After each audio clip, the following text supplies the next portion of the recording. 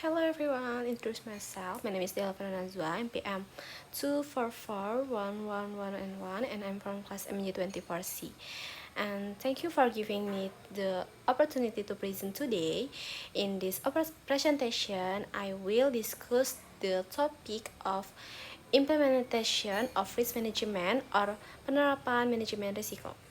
Risk management has become an essential part of every organization because every activity involves uncertainty and potential risk. Through proper risk management implementation, organization can minimize loss, improve decision making, and achieve their goals more effectively. I hope this presentation will provide a better understanding of how risk management is applied in various organization activities. Dalam kehidupan sehari-hari maupun dalam dunia bisnis, resiko merupakan sesuatu yang tidak dapat dihindari. Setiap organisasi, baik perusahaan, instansi pemerintah, lembaga pendidikan, maupun organisasi lainnya pasti menghadapi berbagai resiko yang dapat mempengaruhi pencapaian tujuan mereka. Oleh karena itu, diperlukan penerapan manajemen resiko yang baik agar berbagai resiko tersebut dapat diidentifikasi, dianalisis, dan dikendalikan secara efektif. Manajemen risiko merupakan suatu proses yang dilakukan secara sistematis untuk mengidentifikasi, menilai, mengendalikan, dan memantau risiko yang mungkin terjadi dalam suatu organisasi. Penerapan manajemen risiko bertujuan untuk mengurangi kemungkinan terjadinya kerugian dan meningkatkan peluang keberhasilan dalam mencapai tujuan organisasi tersebut. Penerapan manajemen risiko sangat penting karena lingkungan bisnis saat ini semakin kompleks dan dinamis. Perubahan teknologi, kondisi ekonomi, persaingan pasar, perubahan regulasi, serta berbagai faktor lainnya dapat menimbulkan risiko yang memengaruhi operasional organisasi. Dengan menerapkan manajemen risiko secara efektif, organisasi dapat lebih siap menghadapi berbagai tantangan tersebut. Dalam penerapannya, manajemen risiko dilakukan melalui beberapa tahapan. Tahap pertama adalah identifikasi risiko. Pada tahap ini, organisasi berusaha mengenali berbagai potensi risiko yang dapat menghambat pencapaian tujuan. Risiko dapat berasal dari faktor internal maupun eksternal. Risiko internal biasanya berkaitan dengan sumber daya manusia, proses kerja teknologi, maupun kebijakan organisasi. Sedangkan risiko eksternal dapat berasal dari kondisi ekonomi, perubahan peraturan pemerintah, persaingan bisnis, bencana alam, maupun perkembangan teknologi yang sangat cepat. Setelah risiko berhasil diidentifikasi, langkah berikutnya melakukan analisis risiko. Nah, pada tahap ini organisasi menilai tingkat kemungkinan terjadinya risiko serta dampak yang mungkin ditimbulkan. Tujuannya adalah untuk mengetahui risiko mana yang memiliki tingkat prioritas tertinggi sehingga perlu mendapatkan perhatian lebih besar. Tahap selanjutnya adalah evaluasi risiko. Evaluasi risiko dilakukan untuk menentukan apakah risiko tersebut dapat diterima atau perlu dilakukan tindakan pengendalian. Risiko dengan tingkat dampak yang tinggi biasanya memerlukan tindakan khusus agar tidak menimbulkan kerugian yang besar. Setelah dilakukan evaluasi, organisasi kemudian menentukan strategi penanganan risiko. Secara umum, terdapat beberapa strategi yang dapat digunakan. Strategi pertama adalah menghindari risiko, yaitu dengan tidak melakukan aktivitas yang berpotensi menimbulkan risiko besar. Setelah dilakukan evaluasi, organisasi kemudian menentukan strategi penanganan risiko. Secara umum, terdapat beberapa strategi yang dapat digunakan.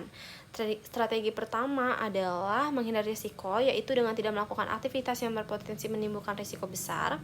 Yang kedua adalah mengurangi risiko. Cara ini dilakukan dengan menerapkan berbagai tindakan pengendalian agar kemungkinan atau dampak risiko dapat diminimalkan.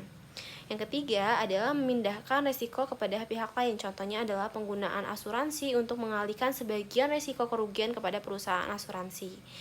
Yang keempat adalah menerima risiko. Strategi ini dilakukan apabila risiko yang dihadapi masih berada dalam batas toleransi organisasi dan biaya pengendalian lebih besar dibandingkan potensi kerugiannya. Nah, yang terakhir dalam penerapan manajemen resiko adalah pemantauan dan evaluasi secara berkala.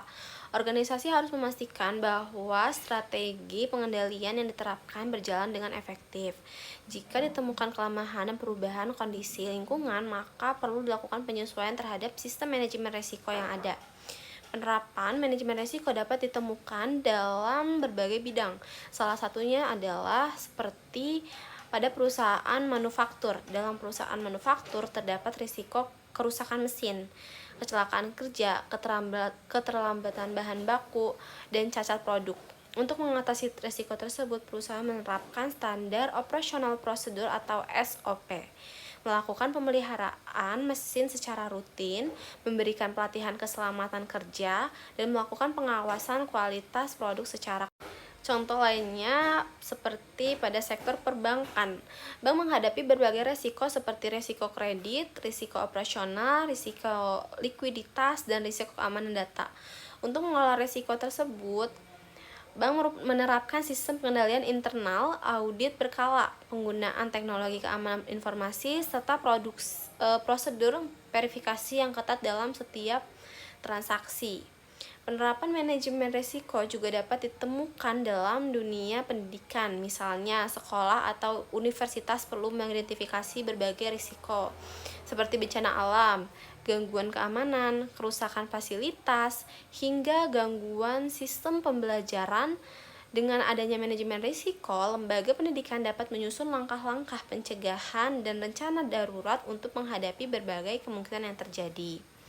Nah, selain itu, penerapan manajemen risiko juga sangat penting dalam proyek pembangunan.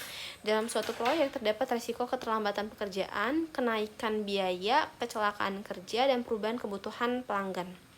Oleh karena itu, manajer proyek harus melakukan identifikasi dan pengendalian risiko sejak awal agar proyek dapat berjalan sesuai jadwal dan anggaran yang telah ditetapkan.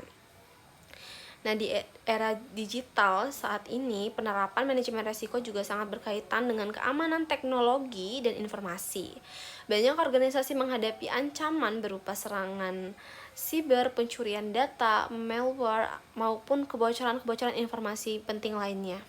Untuk mengurangi risiko tersebut, organisasi perlu menerapkan sistem keamanan yang kuat, melakukan pembaruan perangkat lunak secara berkala, serta memberikan edukasi kepada karyawan mengenai keamanan digital. Keberhasilan penerapan manajemen risiko tidak hanya bergantung pada kebijakan organisasi saja, tetapi juga memerlukan keterlibatan seluruh pihak yang ada di dalamnya. Setiap karyawan harus memiliki kesadaran terhadap risiko dan memahami perannya dalam menjaga keamanan serta kelancaran operasional organisasi.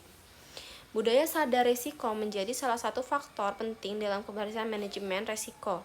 Ketika seluruh anggota organisasi memiliki pemahaman yang baik mengenai informasi, maka proses identifikasi dan penanganan risiko dapat dilakukan secara lebih cepat dan efektif. Penerapan manajemen risiko juga memberikan berbagai manfaat bagi organisasi. Manfaat tersebut antara lain seperti mengurangi potensi kerugian, meningkatkan efisiensi operasional, membantu pengambilan keputusan, meningkatkan kepercayaan pemangku kepentingan, serta menjaga reputasi organisasi. Nah, selain itu juga manajemen resiko membantu organisasi untuk lebih siap menghadapi perubahan dan ketidakpastian yang terjadi di lingkungan bisnis. Dengan demikian, organisasi dapat mempertahankan keberlangsungan usahanya dalam jangka panjang. Berdasarkan pembahasan yang telah disampaikan, dapat disimpulkan bahwa penerapan manajemen risiko merupakan proses yang sangat penting dalam setiap organisasi melalui identifikasi, analisis, evaluasi, pengendalian, dan pemantauan risiko. Organisasi dapat mengurangi potensi kerugian dan meningkatkan peluang keberhasilan dalam mencapai tujuan yang telah ditetapkan.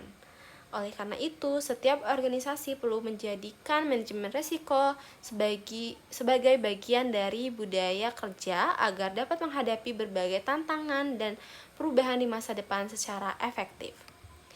To conclude, the implementation of risk management is essential for every organization to identify potential threats, reduce uncertainty, and support the achievement of organizational goals. Thank you for attention and for listening to this presentation. I hope the information shared today has been useful and beneficial. Thank you.